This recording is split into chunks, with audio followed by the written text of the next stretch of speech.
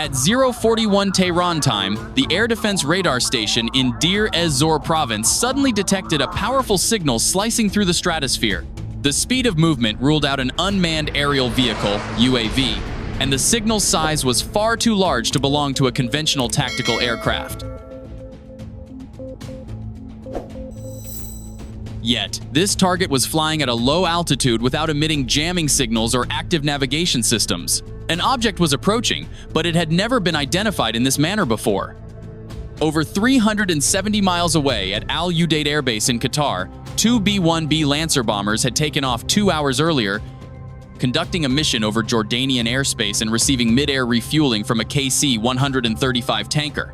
Simultaneously, from the southwest, 6 F-15E Strike Eagles advanced at medium altitude, forming a perfect pincer movement. No one knew anything. No warning signals were issued.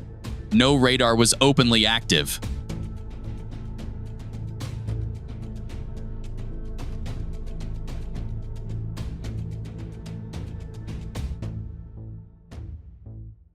Time was running out.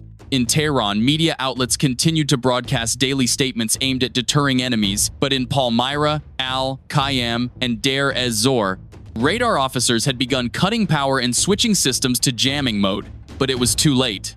By 2:12 a.m., the airstrike commenced.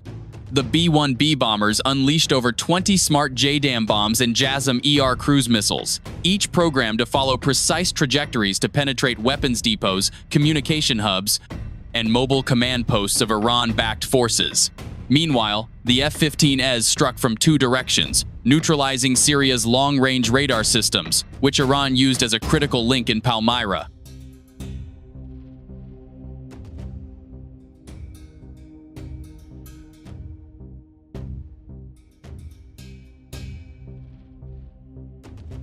The 3D radar system was obliterated in under 60 seconds. Radar operators had no time to send a final response. The signal was completely severed. Lights went out. There was nothing left to transmit.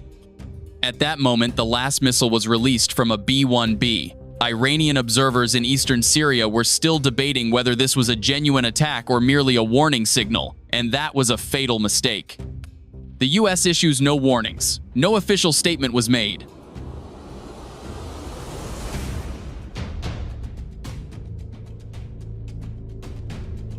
The press was not allowed to interfere. They were left with only satellite imagery and a series of infrared photos capturing the moment targets were wiped off the map. Iran's defense ministry remained silent for 36 hours. For the first time in nearly 5 years, no press conference or retaliatory statement was issued. Perhaps they themselves were unsure of what had just happened and why it unfolded so swiftly. When the first B-1B dropped its series of cruise missiles over Palmyra, the entire surveillance network in eastern Syria was nearly paralyzed, and that was only the initial phase of the operation. On paper, the B-1B is designed for deep strikes, flying at low altitudes to evade radar. But in reality, its true strength lies in its capacity to carry over 75,000 pounds of precision-guided bombs and missiles.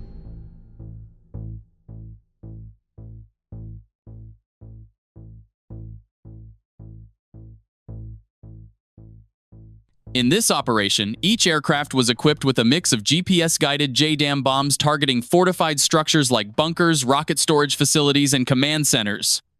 The long-range stealth JASSM-ER cruise missiles flew at extremely low altitudes, evading all radar to strike targets with an accuracy of less than 10 feet. From the west, the F-15E Strike Eagles did not engage in direct target strikes. Their role was to eliminate anything that could hinder the B-1B's strike mission. First, they targeted radar systems. Next, they destroyed UAVs. Finally, they focused on mobile launch platforms, the kind Iran has used to transport air defense systems and short-range missiles. In just 4 minutes, 3 long-range communication stations, 2 low-altitude radar systems, and 4 electronic warfare vehicles belonging to Iran-backed militias were completely destroyed. The targets were not densely populated military zones, but command and control centers.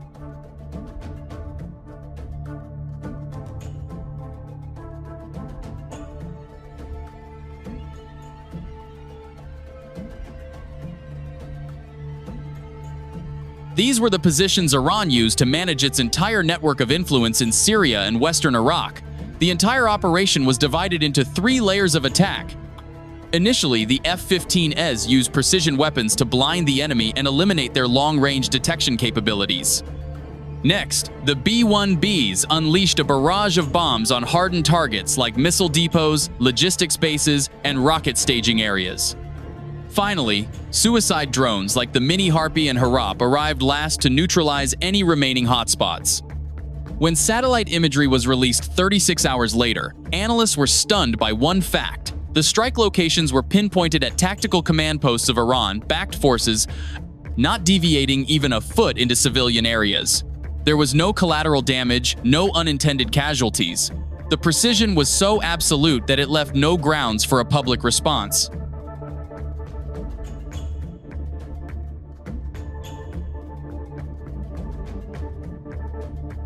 Iranian media, typically vocal with rebuttals, this time only relayed reports from foreign news agencies.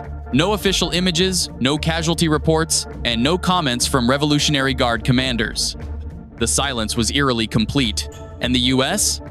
No press briefings, no claims of responsibility, just analysts dissecting satellite imagery, infrared videos circulating online, and smoldering hotspots left as an unspoken message. The B-1B and F-15E are not new weapons, but when deployed at the right moment and in the right way, they are as lethal as any 5th-generation fighter.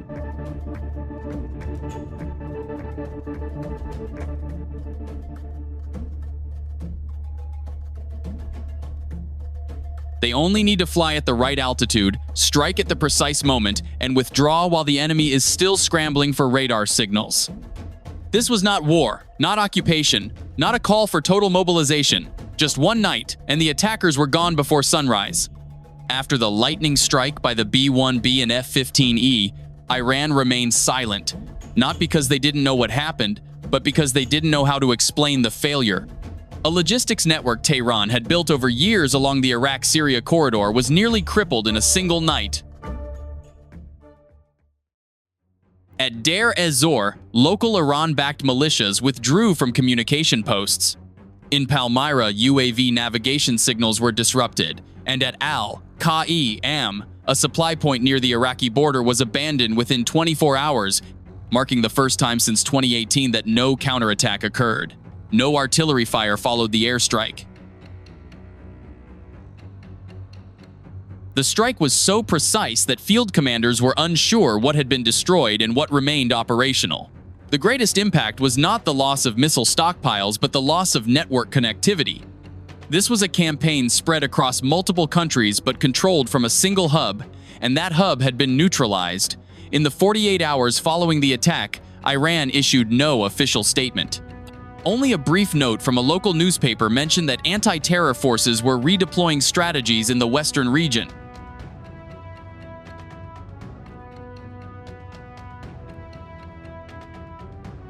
Worse still, Iran-backed armed groups in the region, from Hezbollah in Iraq to Liwa al-Quds units in Syria, remained silent, offering no support or threats of retaliation.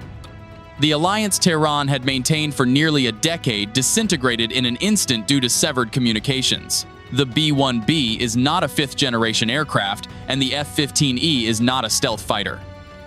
Yet, in just one night, with 2 aircraft types that have served over 3 decades, the US proved that if they choose, they don't need cutting-edge weapons to exert maximum pressure. No F-35S, no aircraft carriers, no mass mobilizations, just the right timing, precise intelligence, and a perfectly coordinated operation were enough to paralyze an entire regional operational network of a nation. The US did not declare war. They did not occupy territory. They did not raise flags or prolong conflict. They came, acted, and vanished before the front lines could identify the culprit. The slow responder, even by a second, is the loser. The message was sent not only to Iran, but to every group, every nation, and every force preparing to enter the new game in the Middle East. That message didn't need to be spoken. No UN meeting, no victory photo ops. This wasn't war. This was the US reminding everyone that if necessary, they will strike first and withdraw before the enemy realizes they've been defeated.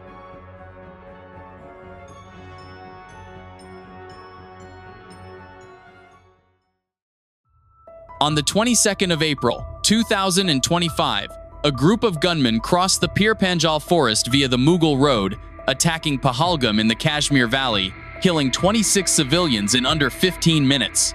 They selected victims based on names and religion, sparking outrage across India. That night, the Indian government declared a state of combat readiness in the north, elevating alert levels but holding off on immediate strikes. By May 6, India launched Operation Sindoor at 3:12 a.m., targeting 42 sites in Pakistan-controlled Kashmir. Rafale and Su-30 MKI fighters, along with Harap drones, destroyed command posts, training centers, and logistics bases in Kotli, Muzaffarabad, and Rawalakot. This marked the first time since 1971 that India struck deep into Pakistan without prior warning. Islamabad's response was sluggish, unprepared for an attack so swift and intense.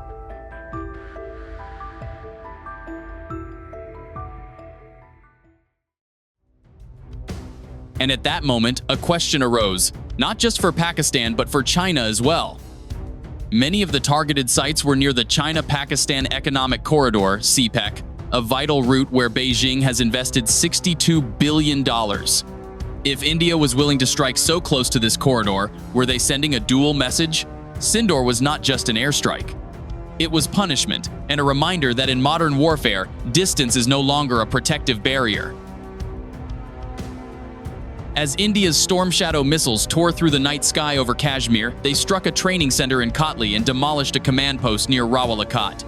A flurry of signals was intercepted not only from Pakistan. Chinese military telecommunication relay stations near the border tied to the CPEC also lost contact for 40 minutes. The CPEC, or China-Pakistan Economic Corridor, is a $62 billion-plus project stretching from Gwadar Port on the Arabian Sea to the Xinjiang Highlands. This strategic route provides China with sea access, independent of the U.S. Navy-controlled Malacca Strait. Thus, when a segment of this route through Pakistan-controlled Kashmir came under India's crosshairs, Beijing could not remain indifferent. The issue is that India has never recognized the China-Pakistan Economic Corridor. New Delhi views the entire region traversed by the project as disputed territory, rightfully Indian and illegally occupied.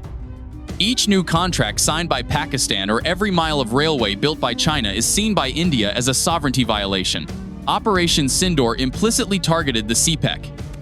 Yet, when strike locations were near key supply lines and Chinese logistics facilities and monitoring stations were inadvertently disrupted, it was no longer a coincidence, it was a test. India knew Beijing was watching every move, not just out of concern for Pakistan, but because China's own reputation was at stake. Simultaneously, India's Harap suicide drones locked onto a command convoy protected by Pakistan's version of the Chinese-supplied HQ-9 air defense system, a high-altitude missile defense platform.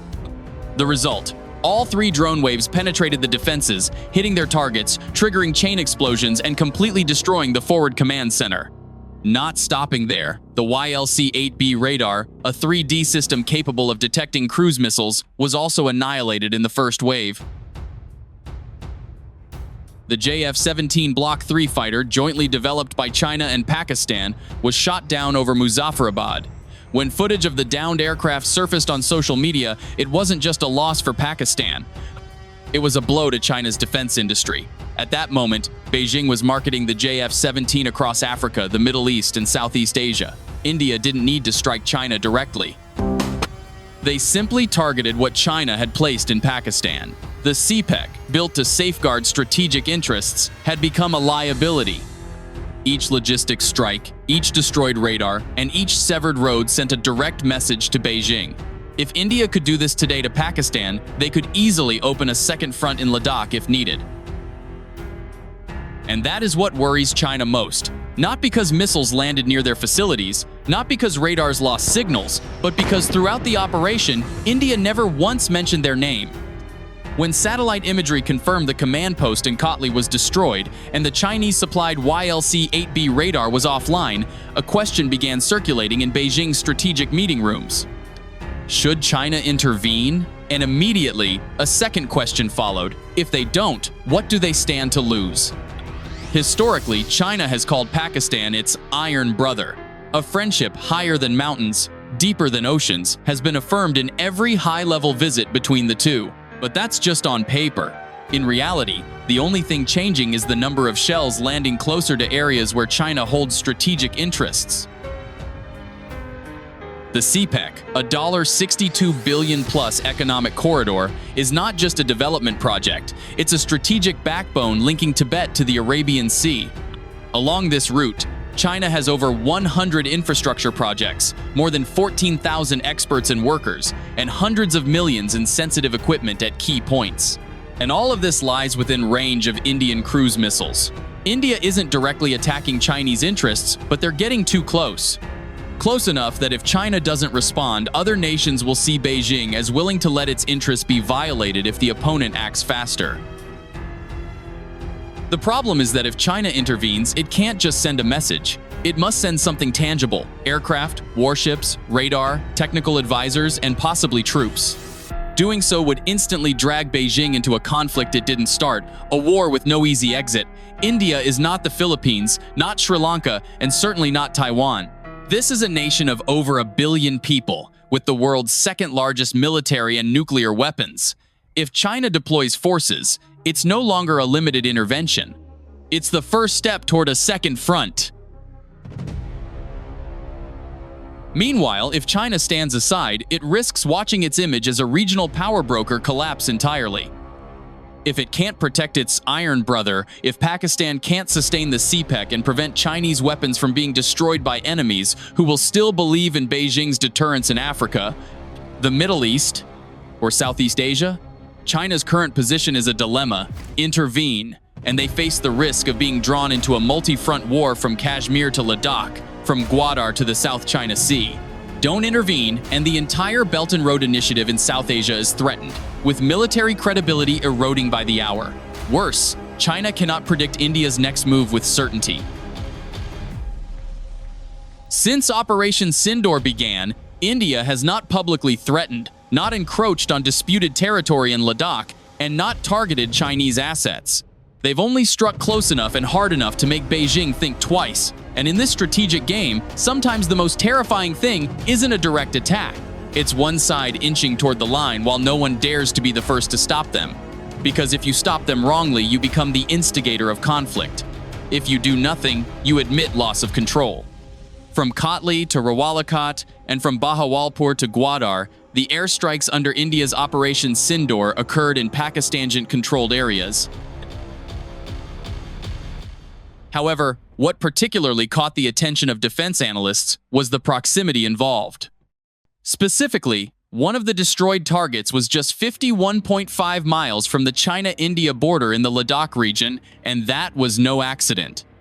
Ladakh, though quiet during this operation, is a border area at risk of erupting into an entirely new front, where India and China clashed in 2020. This is a barren, rugged highland region where both sides have established dense bases, deployed elite brigades, positioned artillery, rockets, surface-to-air missiles, radar, and armed UAVs ready at all times. India knows this, and so does China. Just one stray missile, just one Storm Shadow or BrahMos veering off by a few dozen miles, and the Ladakh front will no longer be quiet. Both sides understand that if Ladakh heats up, the conflict will no longer be just between India and Pakistan. It will involve India, Pakistan, and China. And soon after, the US, Russia, Gulf powers, ASEAN, and a host of global players will be drawn into a game no one wants to play. Thus, Indian units in Ladakh have been ordered to full readiness. No offensive actions, no border crossings, yet all artillery, every long-range BrahMos missile system, and all Green Pine and Swordfish surveillance radars have been fully activated. China isn't standing still either. HQ-22 air defense systems, JY-27A radars, and CH-5 tactical UAVs have been deployed for monitoring, not engagement, to avoid being caught off guard. The situation grows more sensitive as international media begins asking, if China enters the conflict, will the US respond? Washington currently maintains a close watch stance. However, it's undeniable that if Beijing decides to deploy troops to Ladakh or send naval support to Pakistan via the Arabian Sea, the US will be forced to mobilize its navy in the Indian Ocean. To balance influence immediately, India would have justification to expand operations eastward, directly targeting critical choke points near the Xinjiang-Gilgit-Baltistan corridor. In that case, Russia couldn't stay on the sidelines either. Moscow has a long-standing defense relationship with India, but also needs to maintain influence with China and avoid losing ground in Central Asia. By then, the South Asian battlefield would no longer be a dispute among just 3 nations. Instead, it would become the hinge of a global strategic vortex. Gulf nations like the UAE, Saudi Arabia, and Iran are not outside this equation either. Any disruption in Pakistan or near Gwaddar's waters would directly impact critical oil and gas supply routes. Thus, Israel, an ally of India and a covert rival to China in Africa and the Mediterranean, could discreetly intervene by providing support via UAVs, satellites, and intelligence data. In other words, just one misfired missile, one misidentified radar signal, or one rogue UAV could topple the chessboard of war, and no one knows where it would stop. That's why Operation Sindoor, though intense, halted precisely at the boundary without advancing further. India wanted to send a message that Pakistan cannot continue without a response. As for China, though silent, it faces the toughest choice in 2 decades. Enter the game and gamble on reputation, economic stability, border security, and the risk of direct confrontation with a nuclear adversary. Or stand aside and let its entire political influence in South Asia, along with billions in infrastructure, fall to those bold enough to act without warning. Sindoor is not just an airstrike campaign. It's the first step of a new strategy, where what was once considered a limit begins to shift.